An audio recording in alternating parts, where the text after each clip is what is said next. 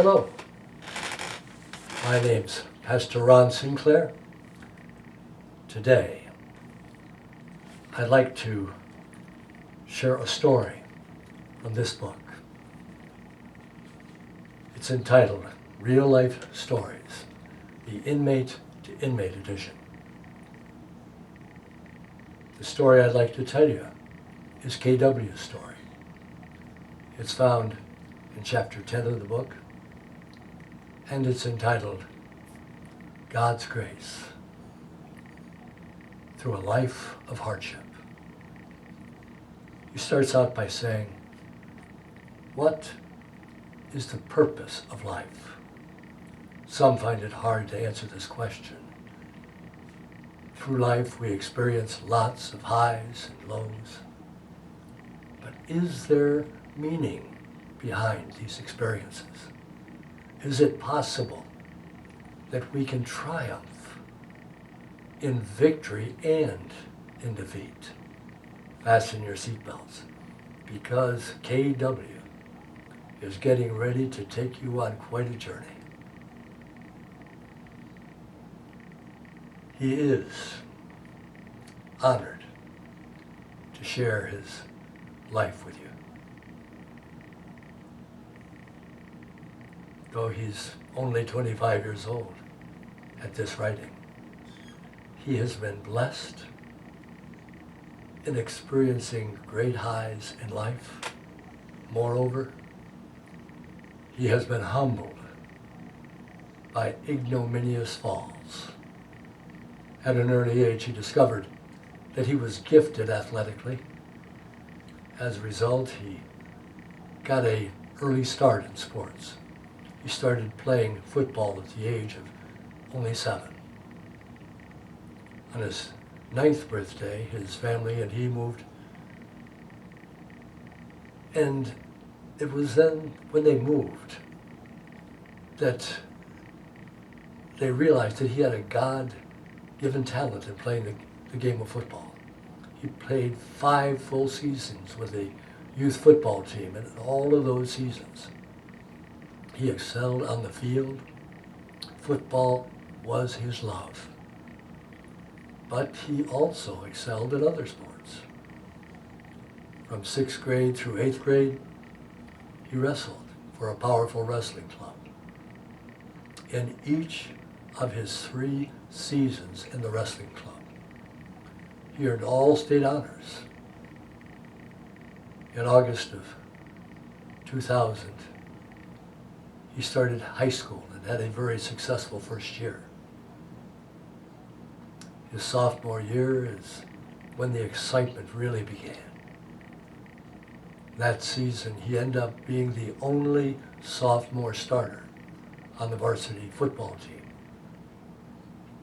His sophomore season was the catalyst that propelled him to national prominence. He experienced success his sophomore wrestling season as well, qualifying for the state tournament, the only sophomore in his weight class to do so. Things really began to intensify athletically as he entered into his junior year. As a junior, he was named by a sports magazine as a top junior football player in the nation. In wrestling, he finished 6th in the state at 215 pounds. He had a successful junior year, and by the end of his junior year, he had roughly 25 written scholarship offers. After his senior football season, he was named top star by magazines and football ranking organizations. That was only football, though. He still had a wrestling season to attend to, and his goal was to be state champion. He had a great wrestling season. He won his first 35 matches before he lost the only match that he would lose. He finished the season 3rd in the state with 36 wins one loss. After the wrestling season, he signed a national letter of intent to attend college on a full football scholarship. Unfortunately, coming out of high school, KW had trouble passing his ACT exam. As a result, he was unable to qualify academically to attend the college that offered him that scholarship. Eventually, he signed up to take the ACT exam again, and he felt if he could pass the test that he would be able to start school in January 2005. When the time came, he took and passed the exam. Fortunately, because of his status as a standout recruit, he was able to attend a different university. In January of 2005, he enrolled in another college. Up until this point, most might say KW had a good life. Most would say he was the prototypical student athlete. Regrettably, this was not true. Most did not know that he lived a double life. There was KW, the outstanding student athlete, and then there was KW, the deceiver, the liar, thief, fornicator, cheater, drug abuser, heartbreaker, and most of all, the lost soul. His life up until about age 12 was innocent. He wasn't a perfect child, but you could say that he had a normal upbringing. In 7th grade, he became sexually active, although he was yet to lose his virginity. He lost his virginity at the age of 14. In retrospect, he was convinced that being involved in sexual activity at such an early age opened the door to sexual intercourse. At the time, he didn't realize that becoming sexually involved at such a young age would hinder his development emotionally and cause him to not respect women. All through his teenage years, he broke the hearts of various young women. At the time, he thought it was cool to be a player. His attitude was not just destructive to those he hurt, but it also hurt him. He had a beautiful girlfriend throughout his high school years. She was beautiful in every regard. Regrettably, KW found a way to hurt her. He was unfaithful to her, and when she found out, she broke up with him, not knowing she was pregnant. KW's selfish act devastated her. She had an abortion without KW's knowledge or consent. This was the him that only a few knew about. But this was not the only aspect of who he was that was destructive.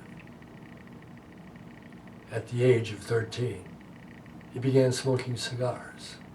This habit opened the door to marijuana, and he began smoking weed at the age of 13 and 15. This drug confounded his life. At the time, he thought he could smoke weed, and still be the best at everything athletically. Because of his lifestyle, he became very prideful. His pride and influenced his actions, and in reality all he did was sabotage his own success. His smoking habit not only affected his athletics, it also overwhelmed his personal life.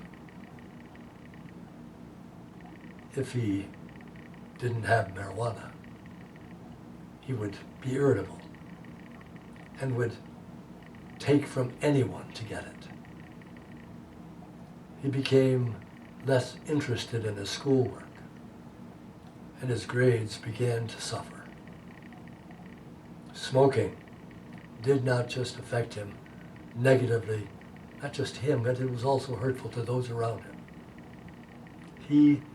He had a completely rebellious and hidden lifestyle that not many people knew about. He was sexually promiscuous, he smoked, he drank, he stole, he cheated, and he lied. To be frank, he was not a good person. He had everyone deceived. He deceived the university, the coaches, he deceived those in his community, he deceived his family to an extent, and he deceived himself the most. He took this destructive lifestyle to college with the thought that he could just continue to scheme his way by as usual. Disappointingly, the joke was on him. He was the most deceived of all, and he was on the highway to destruction. He arrived on the college campus at Indiana in January 2005. When he got there, it was the same old behavior, the smoking, the drinking, the lying, the stealing, and the womanizing. He began to discover that it was a bit more difficult keeping his lifestyle hidden, undetected, than in the past. In spite of his destructive conduct, he still stood out on the football field. He just happened to be the highest rated recruit that this coaching staff had ever signed. He lived up to the hype, becoming the best freshman on the team. His defensive coordinator told him that if he kept it up, he could be one of the best linebackers they ever had. He played in every game. And he took over the starting position the week of a very important game. It was certain, almost an absolute, that in 3 to 4 years, he would become a first-round draft pick in the NFL. He was on his way. But that secretive life became more and more difficult to conceal. While he was on the football team, he failed at least 4 to 5 drug tests due to more marijuana. It became harder trying to keep up with his schoolwork, and his grades began to fall. Then tragedy struck. His lifestyle came back and crushed him. He got himself into an overwhelming amount of legal trouble. He was arrested tried before a jury, and sentenced to 37 years in prison. He took an unimaginable fall, and there he lay at the lowest point in his life. He faced the decision to both stay down in language, in sorrow, or he could somehow pick up the pieces. He just didn't know how to pick up those pieces. What did he have left after his incarceration? He came to the realization that he had to give up his destructive lifestyle. He was a person who was exposed. When he ran into the legal system, he lost everything.